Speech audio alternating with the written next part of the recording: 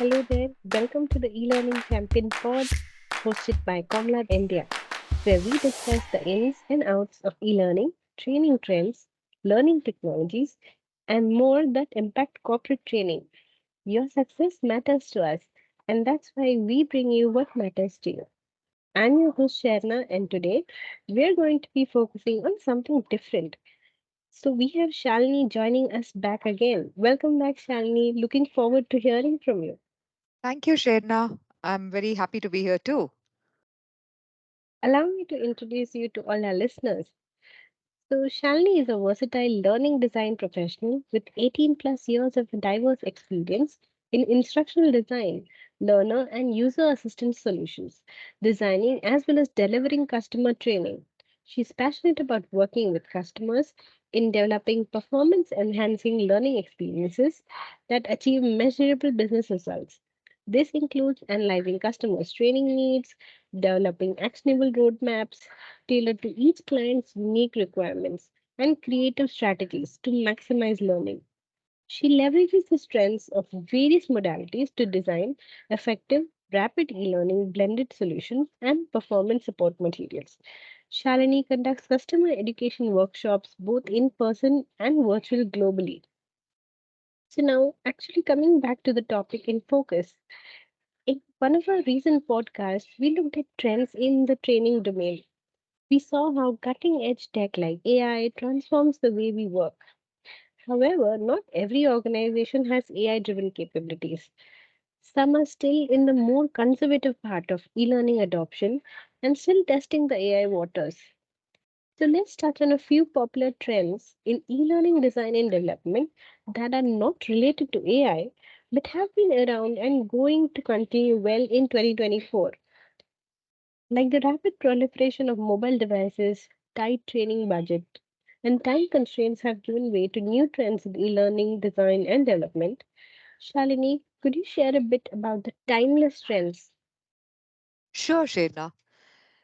To begin with, I'd just like to set the stage by saying that every year e-learning has been attaining new heights.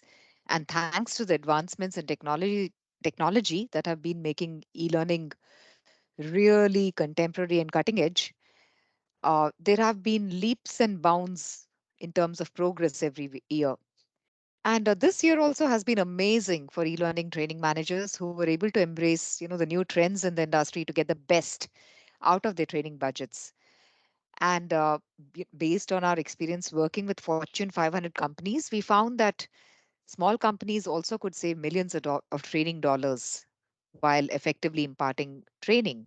Wow, yes. S- And so that is of course one trend that is not going away, and I will come to it a little later. But since some of the other trends that I'm going to touch on, are other avatars of e-learning, I just wanted to mention this right at the beginning. Now, coming to the trends that we have captured, the first one is the rise of curriculums. Earlier, when we saw this even in our experience with our customers, e-learning courses were mostly developed as standalone modules. Each module was treated as a standalone project. Now it has changed, and organizations are thinking in terms of curriculums right at the beginning.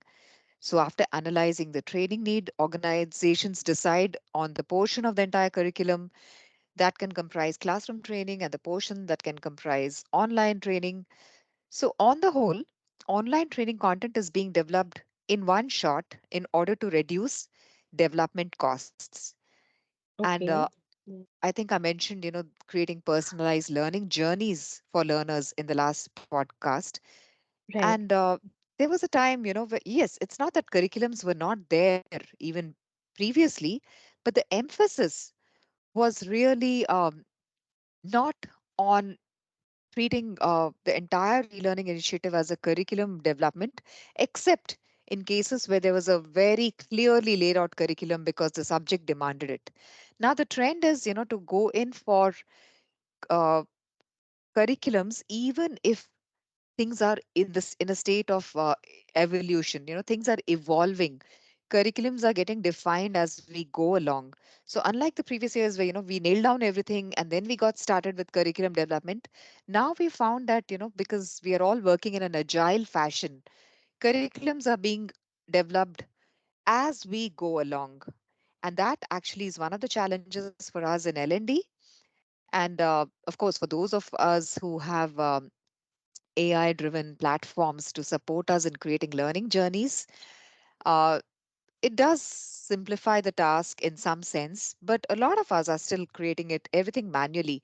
And the design of the roadmaps, the design of the role based curriculums, that is something that we have been doing in the past and we will continue to do so. And that's where we in L&D really play a very critical part. Um, so let's see why curriculums are in, not just from the learner point of view, because they get a complete roadmap. They know exactly what lies ahead. They know what are the different milestones they need to clear. But we will also look at why curriculums are in from the development point of view.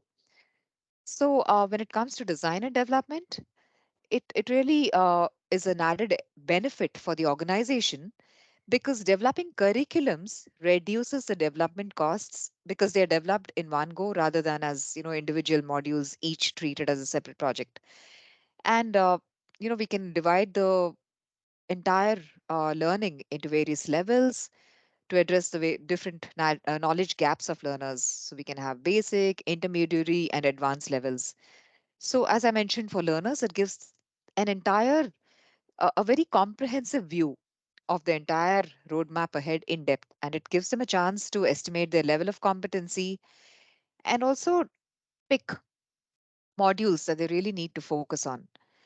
And another benefit is that subject matter experts also find it easier to work with curriculums because there's a clear roadmap which is defined at the beginning. So that ensures that there is no duplication of content and the SME's time is well spent. So I'd like to share an example of how we did this for one of our customers. Theirs was an evolving roadmap, and we started with just two pieces. And as we had discussions with the main SME, a business leader, we could effectively identify all potential pieces that could make up a comprehensive curriculum. However, things were still in a state of flux. And, the challenge was to get all the other SMEs involved in this curriculum development effort while ensuring that each SME didn't really, encroach on the area of the other. Because these were modules that were also very closely aligned with each other. So that was a very interesting challenge. And as we created these role based curriculums, it was very satisfying because we could partner with the the company right from the word go in developing their curriculum, in playing a very consultative role, and educating the other SMEs about the overarching vision that their leadership had, and alongside developing each of the courses in parallel. So this close partnering with them for curriculum development and then the eventual execution really helped them and us to truly work as one unified team. Right. So that is a remarkable example, Shalini. The thought of setting up curriculums can be daunting when it is all evolving, but that's the reality. Very seldom do we have a clear picture of every single piece that is going to be a part of the curriculum. And when there are role specific learning journeys, the challenge gets more interesting. Absolutely. But as I mentioned, it was highly satisfying, to partner at the stage of curriculum development and help our customers succeed. And I think that was one of our most satisfying projects. Now, I'd like to share the second trend, which I'm sure I've covered in the previous podcasts, but I'd like to touch on this. The second trend is that of shorter learning modules. So I think we all agree that in today's fast-paced world with severe time constraints, learners really cannot invest time in going through long courses. So Right. they would rather prefer to imbibe specific information that would serve their purpose. So providing small learning nuggets has become really a trend in recent years, and this is just going to continue. So actually, regardless of how you design a course, no matter how well you design it, people can digest only some amount of information at any given point in time. So instead of long, 45-minute long courses, we are now beginning to more and more focus on 15 to 20-minute modules, or even Mm. modules of lesser duration than that. So when you tackle topics into as smaller um, courses, they are far easier to process. And the way to develop these is develop a series of micro learning curriculums and space them out over time. And this helps learners not just learn but also retain what they're learning. So even certification courses, which traditionally in the past were typically of 1 hour duration, are now being broken down into smaller modules. So, in fact, last year, most of the courses that we developed were of less than 10 to 15 minutes. And also closely related to these shorter courses are the assessments that were used to reinforce teaching. And these, when used Right. along with micro learning, uh, end up giving a very solid, robust training and testing framework. And another thing I would like to share, which is to do with the nature of our learners, is that, we've seen a great influx of Gen Z into Right. the Yes. workforce. And Yes. both Gen Y and Gen Z are digital natives, and they differ from Right. their predecessors, in their learning approach. They're more tech savvy and being exposed to the most advanced technology. Their learning approach is also completely dependent on these technologies, and they would prefer specific information that would serve their purpose. So, providing small learning nuggets helps them to learn better. And information can be consumed during breaks, even during your coffee break, your lunch break, or in their spare time. And because due to the shorter duration of these training modules that actually match the average adult attention span, which is also limited, the retention, understanding, and applicability of the concepts on the job will be high. In fact, when you think about it, all of us take micro learning on an everyday basis. We may be doing it informally without even being aware of it. So if you recall how you spent your last week, I'm sure you would remember that, some part of it you must have spent looking at quick videos, just a bite-sized learning nugget. So Yes, micro learning, absolutely. yeah. So micro learning as a trend is here to stay. And micro learning, the biggest advantage is that it can happen in the flow of work, and it is the least disruptive format for training. Right.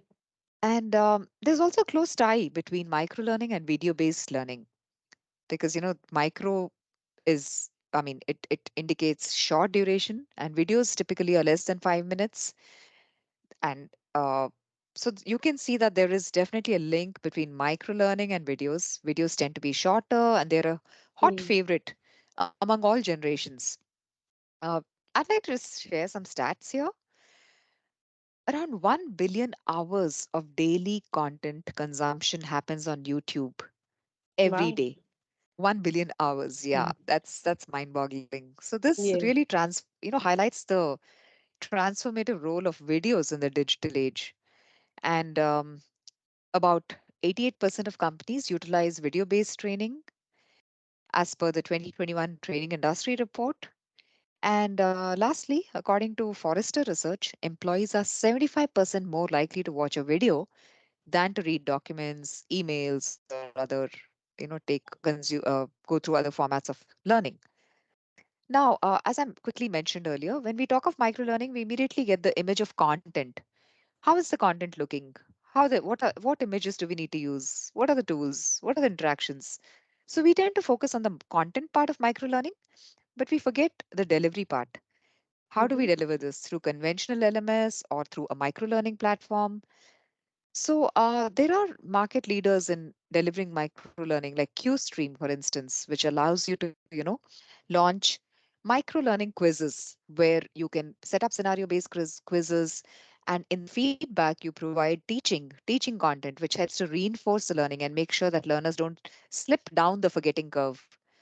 And Okay. and not only that, but learners also get to see how other learners are doing. So there's an Yeah. element of friendly competition there. So that's an interesting micro learning platform that, we have partnered with QStream, and we really encourage you, our dear listeners, to visit our website and take a quick look at what we have Mm, here. right. That sounds great, like healthy competition teamed up with learning, That's Yeah. actually really interesting. So, in fact, then microlearning can actually be leveraged in more than one way of just rolling out chunked content, right? Yes, Shena, to summarize, if I was to put it in a nutshell, learning is effective not only for the actual training content, but also for assessments and evaluation and performance support. Which actually brings me to another related area, which is of mobile learning, which again has a very close connection to micro learning. Most mobile Yes. learning courses are micro by design, because micro learnings are usually consumed on the go. Most learners prefer taking them from their mobile devices.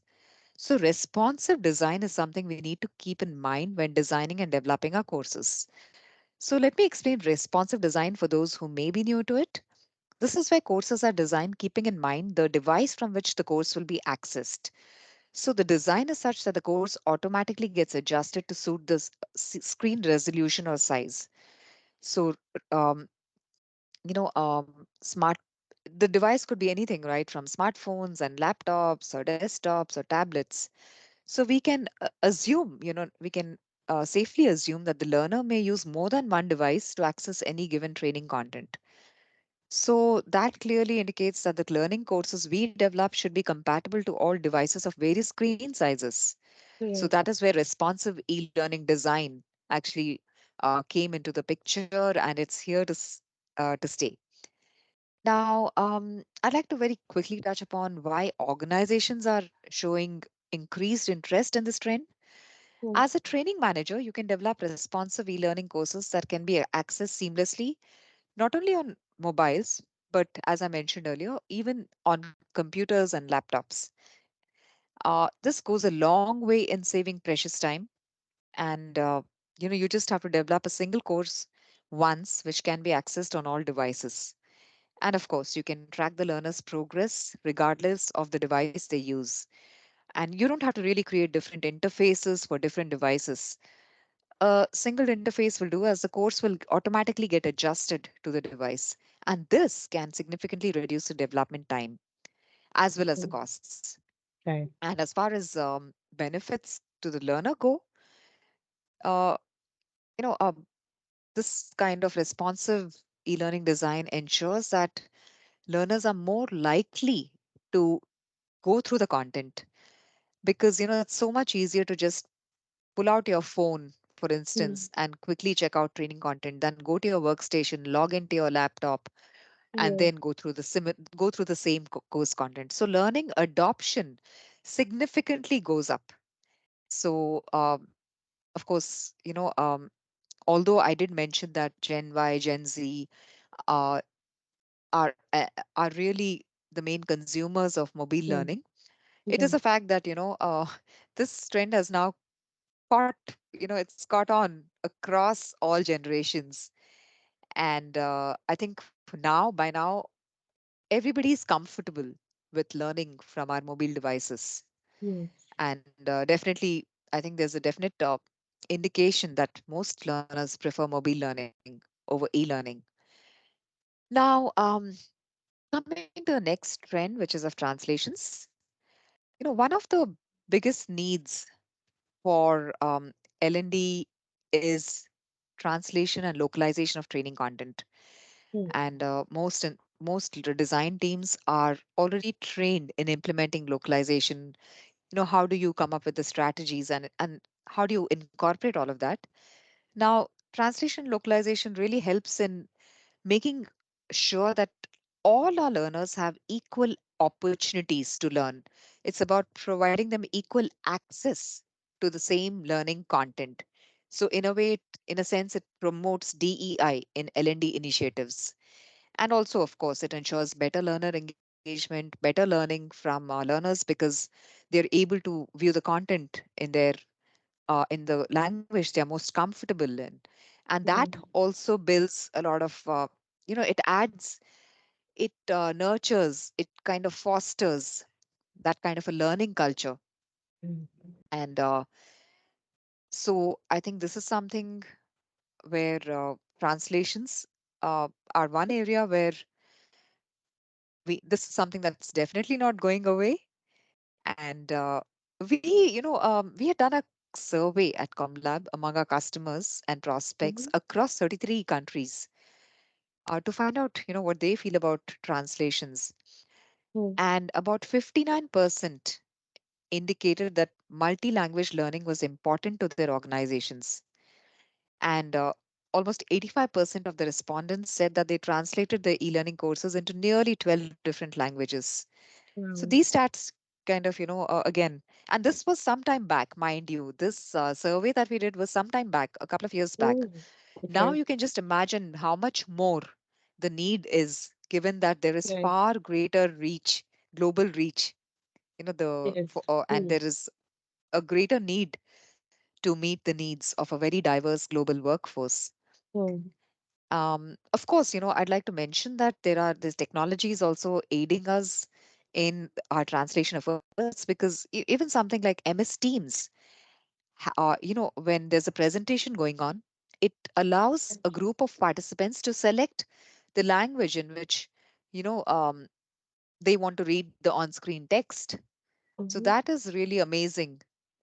Although Right. they may not be able to, understand what the speaker's saying, you still have access to the on-screen content in your language, and that's still better than not having anything there at all. And of course, there are all kinds of AI-driven tools, translation tools that are available. Right. So now that you've mentioned tools, do you think these translation tools can replace human translators? Good question. I think that no matter how sophisticated a tool is, we do need translators who can do a final QA, because sometimes a lot of nuances can get lost in Mm. AI translations. So Right. this is where, as I keep mentioning, in every podcast, there is no substitute for a human, and Right. that's us. Now, let's look at some benefits. Um, I think I already touched upon them, but basically, we can, with translations and localization, we can create a single course that is culture neutral in Right. English, and we can quickly and cost effectively get it translated into various languages to reach the global workforce. Mm. And of course, translations also help in reducing the SME's time of conducting trainings to their worldwide employees. And learners greatly benefit from this because, as I mentioned, it gives them an advantage of learning in their native language. And Mm. that results in better understanding of the concepts and the content. In fact, research shows that training is most effective when done in the learner's native language, especially if it is compliance or certification courses. Okay. So, wherever possible, it is best to offer e learning courses or mobile learning courses in the learner's native languages. Um, Now, coming to the next trend I'd like to highlight is using e learning to train your customers. Now, when I say e learning, do think of all the other avatars as well, mobile learning, micro learning. So this is really a top trend, and let me just lay the stage for why this is trending. One of the Mm. biggest assets for any business organization is the customer, and retaining customers in a global competitive environment is a huge challenge. And Absolutely. also, the cost of acquiring new customers has become high due to continued product expansions and so on. Mm. So, an inexpensive way to retain a customer in the business circles is to educate or train them. And this will improve your customer loyalty and satisfaction. So, for instance, educating customers on your new products through e learning is the latest trend. And, as far back as in 2010, I remember this Aberdeen Group study report that showed that 51% of organizations have trained their customers using e learning. So Wow. now in 2023, you can only imagine how much more the adoption of e Mm. learning has been for training customers. And of course, there are mixed modes of online learning to support customers: regular e learning, interactive videos, recorded ILTs with interactivities, and animated videos with engagements, interactive PDFs, infographics, uh, content disseminated through mobile apps, standalone gamified e-learning, ebooks. The, Mm. the, the list goes on. The Right. possibilities are really many. I just want to quickly mention one of these areas because that's something that is very quick to do, Mm-hmm. and that is webinars. You can use Mm. webinars. Um, Webinars involve PowerPoint decks with animation Right. and audio script. And what is best about webinars is that in addition to having it live, you can Mm. convert them to on demand programs and host them on your website or intranet or your LMS for your extended stakeholders to benefit from this knowledge transfer. In fact, we've been helping many of our major clients to convert their live webinars to on demand programs. And they Mm-hmm. have reported that, that their extended stakeholders have immensely benefited from this service. So, designing a live webinar, in a sense, is very similar to designing an e-learning course. You have to set Right. some learning outcomes and develop content based on those outcomes. And tools like iSpring can be used to quickly convert the webinars and render them in HTML5. And also, you can translate, your popular webinars into multiple languages for global reach. Okay. Now, so basically, these are the quick five trends, Shayna, that I wanted to share. I'd like to just sum up. Yes. Uh, but before I sum up, I just want to reiterate a couple of points. Mm-hmm. Um, so basically, uh, mobile apps are also here to stay. So if you need to be on the cutting edge of your competition, you need to come up with creative technological solutions to help your prospects and your customers and your learners.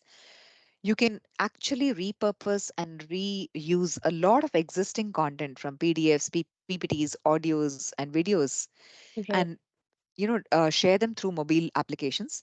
Mm. And then, of course, you can revisit your online courses and see what content can be excerpted from it for quick micro learning.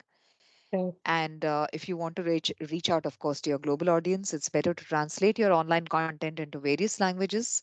And again, there you have many translation options. You can translate just the on-screen text and audio, or you can translate only the audio of the video, Mm. or option three is you can have both.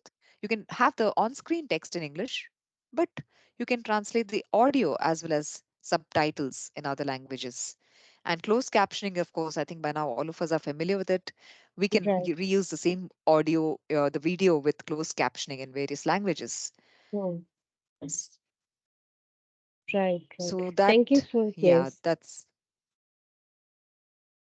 Right. Thank you for touching upon this last point. This was sort of similar to like how we bring something in terms of rapid development, right? You repurposing right. elements into different options, Yes, yes, right? And absolutely. yes.